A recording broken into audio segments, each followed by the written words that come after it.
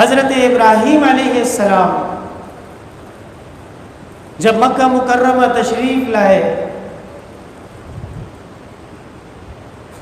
اور اپنے زوجہ حضرت ہاجر کو، اپنے صاحبزادے حضرت اسماعیل کو وہاں پہ چھوڑ دیا،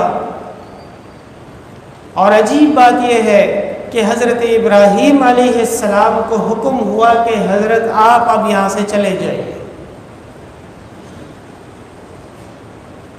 ربنا انی اسکنت من ذریتی بواد غیر ذی زرع عند بیتک المحرم۔ حضرت ابراہیم علیہ السلام نے دعا مانگی ہے بحیثیت ایک باپ کے اور بحیثیت ایک شوہر کے۔ تھوڑی دیر کے لیے تصور کر لیا جائے کہ دشت و بیابان اور خشک پتھروں کے علاقے، سخت گرمی کے علاقے میں اپنے لاڈلے بچے کو اور اپنی زوجہ کو چھوڑ کے چلے جانا اللہ کے حکم پہ، یہی بہت بڑی قربانی۔ لیکن حضرت نے دعا دی کہ اے اللہ، میں آپ کے حکم کی تعمیل میں ان کو یہاں پہ لا کے بسا رہا ہوں۔ ربنا لیقیموا الصلاۃ، اے اللہ یہ اس لیے تاکہ یہ تیری عبادت کرے، تاکہ یہ ایمان کی دولت سے سرشار ہو جائیں، اور تاکہ یہ نماز پڑھنے لگے، اور تاکہ یہ اللہ کے حضور سجدہ کرنے لگے، اللہ کے سوا کسی اور کی عبادت سے یہ محفوظ ہو جائے۔ اور حضرت نے آگے دعا فرمائی فَجْعَلْ أَفْئِدَةً مِّنَ النَّاسِ تَهْوِي إِلَيْهِمْ، اے اللہ آپ نے یہ دعا قبول فرما لیجئے کہ ساری دنیا کے لوگوں کے دلوں میں ان کی محبت ڈال دیں۔ کیسی پیاری دعا ہے۔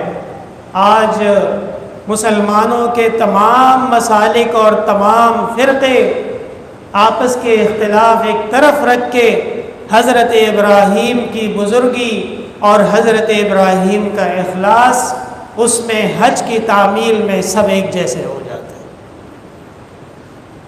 وَارْزُقْهُم مِّنَ الثَّمَرَاتِ، اور اے اللہ ان کو آپ اپنے رزق میں سے بہترین رزق عطا کیجئے گا۔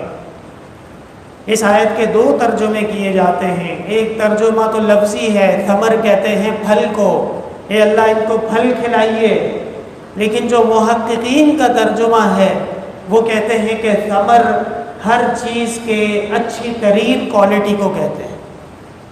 کسی بھی چیز کا جو اعلیٰ ترین قسم ہوگا اور سب سے اچھا ہوگا، عربی میں اس کو ثمر الشیء، اس چیز کی اعلیٰ ترین یعنی کریم آف دی کریم جسے کہتے ہیں، وہ عربی میں ثمر کہلاتا ہے۔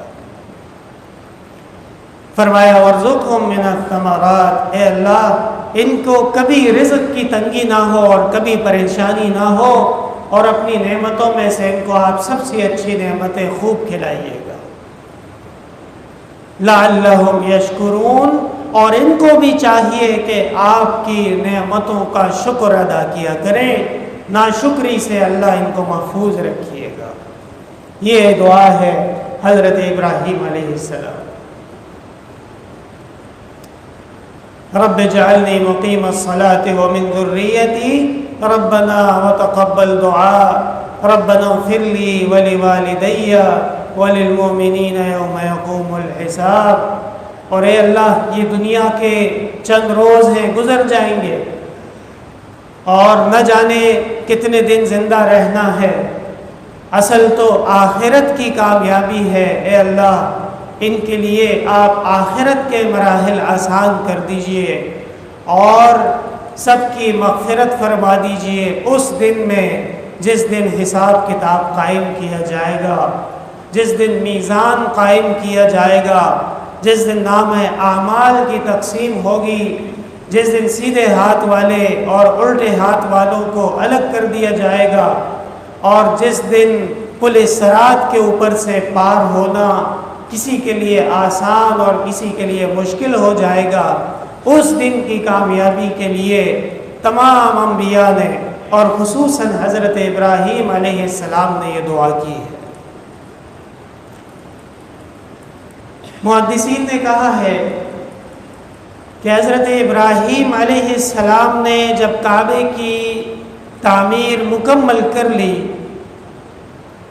تو اللہ تعالیٰ نے فرمایا کہ آپ اب اس کعبے کے اوپر تشریف لے جائیں، چھت پہ چڑھ جائیں اس کی۔ اور ایک اور روایت میں آتا ہے کہ جبل ابی قبیس جو کعبہ کے آس پاس میں سب سے اونچا پہاڑ ہے، آپ اس کے اوپر چڑھ جائیے اور اوپر جا کے کانوں میں انگلیاں ڈال کے جیسے مؤذن آج کرتا ہے اور اعلان کیجئے، اے اللہ کی مخلوق، اے مسلمانوں، اے انسانوں، اللہ کا گھر کی تعمیر مکمل ہو چکی ہے، آؤ اور اب یہاں پہ حج ادا کرو۔ اس اعلان کی طرف اللہ تعالیٰ نے سورہ حج میں اشارہ فرمایا ہے، وَأَذِّنْ فِي النَّاسِ بِالْحَجِّ، اے ابراہیم آپ اعلان کیجئے حج کا۔